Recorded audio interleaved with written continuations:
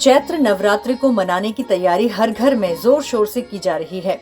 इस बार चैत्र नवरात्रि का शुभारंभ 22 मार्च 2023 दिन बुधवार से हो रहा है। हर नवरात्रि में जहां भक्त मां के आने का इंतजार करते हैं, तो वहीं इस बात का भी इंतजार करते हैं कि मां कौन से वाहन पर सवार होकर आएंगी। आइए जानते हैं इस बार मां दुर्गा कौन से वाहन पर सवार होकर आ रही हैं और इस वाहन का महत्व क्या है। हर नवरात्रि में मां दुर्गा अलग अलग वाहनों पर सवार होकर धरती पर आती हैं, जिसका अलग अलग अर्थ और संकेत होता है। इस बार चैत्र नवरात्रि पर मां दुर्गा नाव पर सवार होकर आ रही हैं। ज्योतिषियों की माने तो इस साल माता रानी का आना और जाना दोनों ही शुभ स्थिति में होने जा रहा है। मां कौन से वाहन पर सवार होकर आएंगी, ये वार के अनुसार तय किया जाता है। सोमवार को घट स्थापना होगी तो हाथी पर, शनिवार और मंगलवार को घोड़े पर, गुरुवार और शुक्रवार को डोली में बैठकर, बुधवार को नौका पर सवार होकर आती है माता रानी।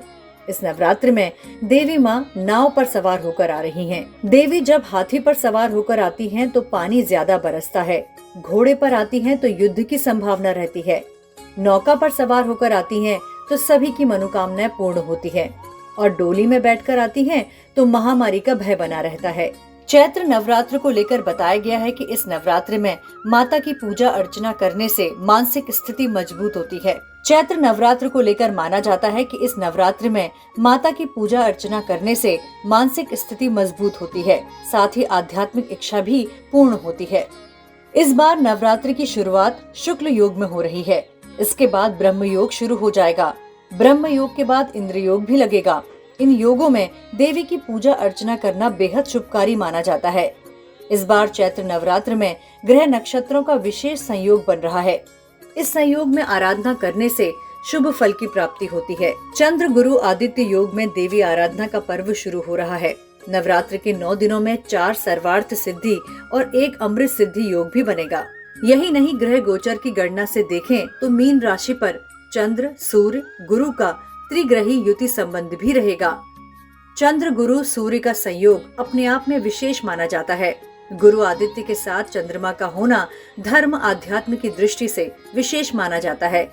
ये सनातन धर्म को आगे बढ़ाने वाला योग भी बताया जा रहा है।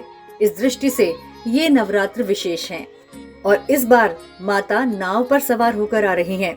नौका पर माता इस बात का संकेत लेकर आती हैं कि सर्व काम में सिद्धि प्राप्त होगी और बाधा नहीं सताएगी।